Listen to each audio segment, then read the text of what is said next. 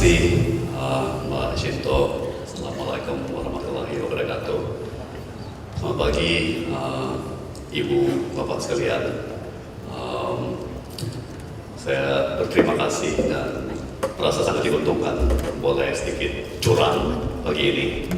Nggak tahu berapa orang di sini mengetahui bahwa Ibu Shinto ini sebetulnya alumna dari Kementerian Perdagangan. Jadi boleh dibilang mantan staf saya. Jadi moga-moga sebagai moderator sesi saya pagi ini nggak terlalu brutal ya. Sebaliknya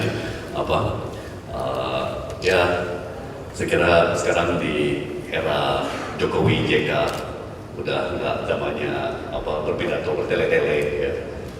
Saya masih jauh dari kemampuannya Pak Rudiantara, dari pagi pidatonya luar biasa. Saya masih jauh dari itu, saya masih belajar terus.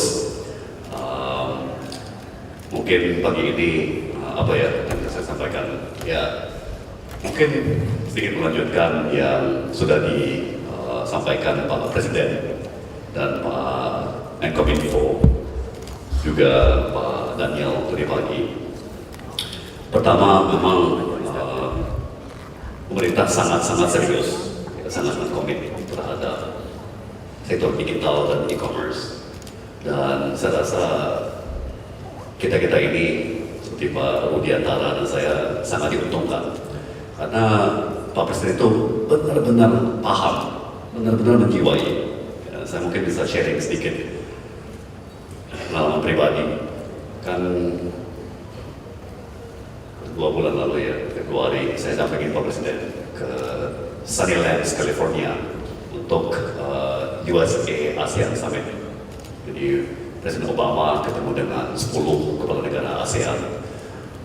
Pak Presiden tentunya hadir, ada Bu Menlu, ada saya, dan sebagai acara khusus dalam sesi itu, Presiden Obama bawa 3 CEO technology company, yaitu CEO-nya Microsoft, Satya Nadella, CEO-nya IBM, Ginni Rometty, sama CEO-nya Cisco, saya lupa namanya.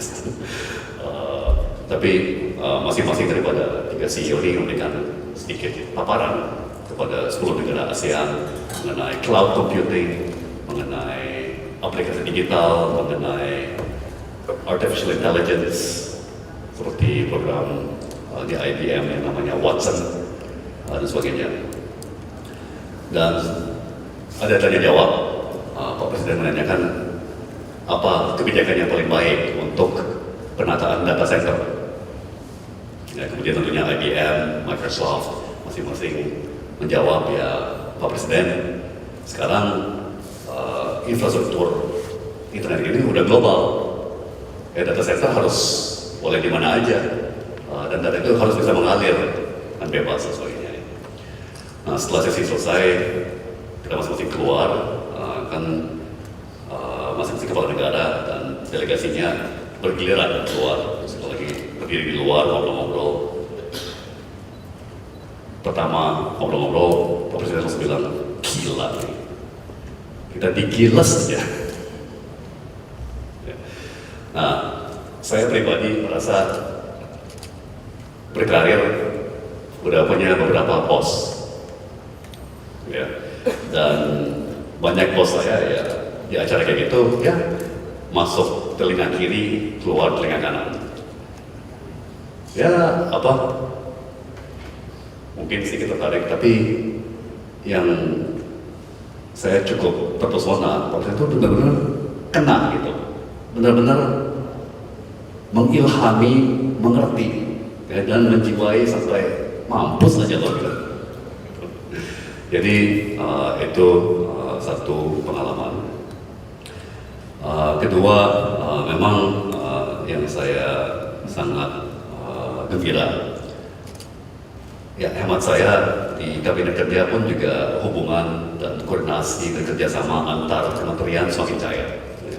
Terus terang, ya, saya memang dari sektor swasta dan masih baru di birokrasi, dan ini suatu pengalaman yang sangat baru buat saya. Jadi mungkin satu keuntungannya ya membawa perspektif yang sangat berbeda dibandingkan orang yang seumur hidup di birokrasi kan.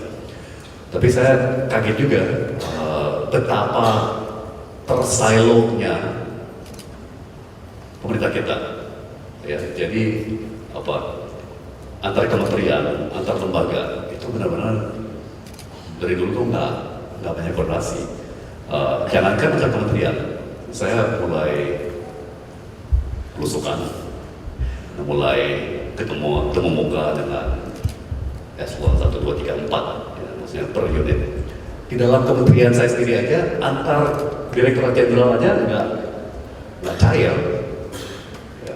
Nah ini saya masih ingat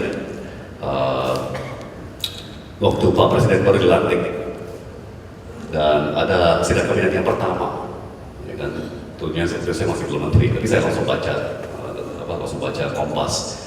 Yang pertama diangkat oleh Pak Presiden itu ego sektoral. Pertama, saya ingat benar itu. Mungkin kalau dia tahu itu udah menteri, bisa membenarkan atau mengkoreksi saya. Saya ingat betul, baru sidang kabinet pertama langsung Pak Presiden mengangkat musuh kita nomor satu itu ego sektoral. Beberapa minggu lalu, Pak Rudi dan saya juga dapat Pak Presiden ke Brebes mengunjungi petani bawang dan ada acara pamer perekonomian dengan OJK dan BI meluncurkan program terpadu ya, untuk merantas kemiskinan. Bagaimana kita membantu petani bawang, bagaimana kita membantu petani beras, termasuk sampai rantai pasoknya, pengeringan, penggilingan, pergudangan, perdagangan dan sebagainya. Dan balik lagi, Pak Presiden mengatakan, oke sekarang mungkin di dalam sisi eksekutif di Pak Presiden sudah mulai terkoordinasi lebih baik, semakin baik. Ya. Tapi yang beliau himbau, pusat lawan Pemda. Ya. Jadi pusat, tingkat provinsi, tingkat kabupaten, tingkat kota itu juga harus nyambung, harus kolaborasi, harus nyambung gitu, nggak bisa kota jalan sendiri, Pemda tingkat satu jalan sendiri, pusat jalan sendiri, jadi mengkoordinasi. Nah, kenapa saya angkat ini? Ya, untuk mewujudkan potensi sepenuhnya daripada ekonomi digital dan e-commerce ini memang perlu lintas kementerian, lintas lembaga, lintas instansi, dan saya kira itu yang sekarang mulai terjadi. Jadi lagi itu satu perkembangan yang menurut saya cukup menggembirakan. Ya.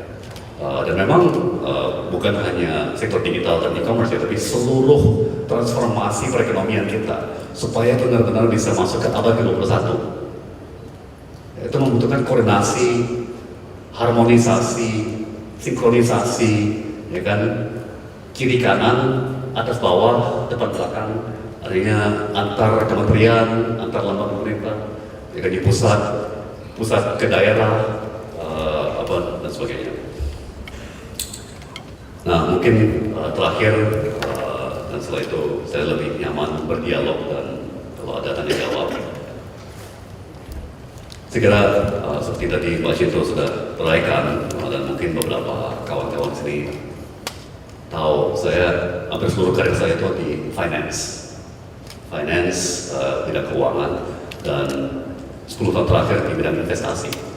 Jadi saya memang mungkin kalau punya subjektivitas terbias itu selalu melihat segala urusan dengan kacamata investor.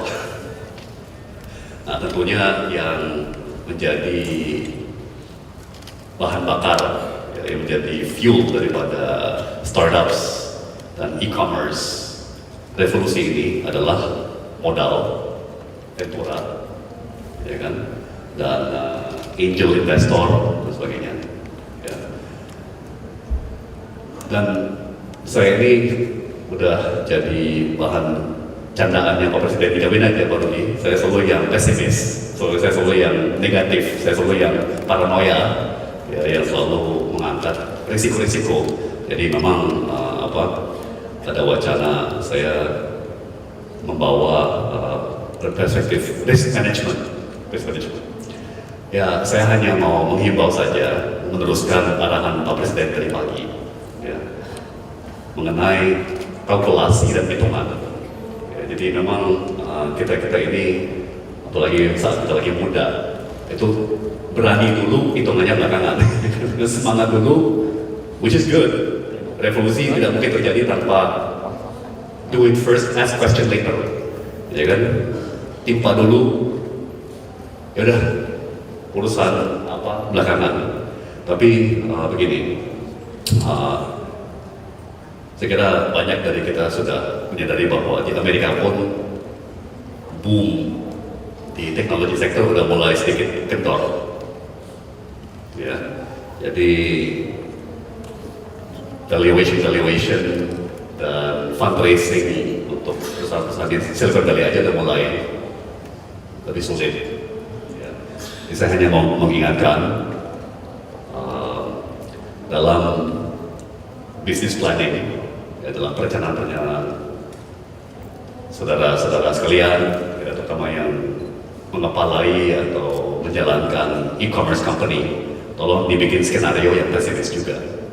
Ya, bikin skenario what if apa strategi kita kalau terjadi kemarau pendanaan funding, ya, kalau tiba-tiba uang tidak lagi mengalir dengan begitu mudah, ya.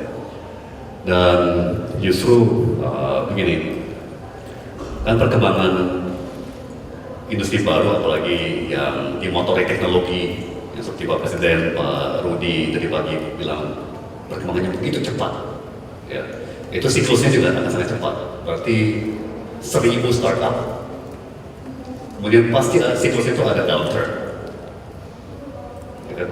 Dan itu yang menseleksi siapa yang kemudian survive dan terus, ya. Jadi memang di sektor yang begitu entrepreneurial, ya, yang begitu dinamis dan penuh dengan energi, kita harus 2/3 lihat ke atas, ya, lihat ke depan. Tapi saya hanya mau mengingatkan, 1/3 kita juga bisa lihat ke bawah, lihat ke belakang, ya, karena boleh dibilang sudah satu kepastian bahwa suatu saat kemarau itu akan tiba. Ya, nggak tahu, mungkin apa? Di antara kita ada yang penggemar Game of Thrones TV series di HBO, kan ada pepatah di situ yang mengatakan winter is coming. Ya, jadi ya itulah subjektivitas saya sebagai risk manager. Saya selalu paranoia melihat skenario what if, kalau ada musibah, kalau ada kemarau, kalau ada apa ya, masa-masa yang sulit. Jadi itu saja. Tapi sungguh saya dan rekan-rekan di kabinet, termasuk setingkat menteri seperti Pak Triawan, kami sangat terpesona, sangat bangga atas pencapaian Ibu Bapak, saudara-saudari sekalian, dan ya seperti Pak Presiden bilang tadi dalam wawancara dengan media, ya, kita sangat optimis dan sangat kagum bahwa dalam waktu yang begitu cepat, boleh dibilang sudah muncul berkat Anda semua satu ekosistem yang begitu lengkap, kan, dari kuliner sampai fashion, sampai logistiknya, sampai apa, digital payment gateway. Jadi sungguh mengagumkan. Kami di pemerintah akan ekstra hati-hati, jangan sampai perkembangan bagus ini malah apa dirusak oleh kami, ya kan? Dan setelah itu tentunya apa yang bisa kita bantu pasti akan kami bantu. Sekian, terima kasih.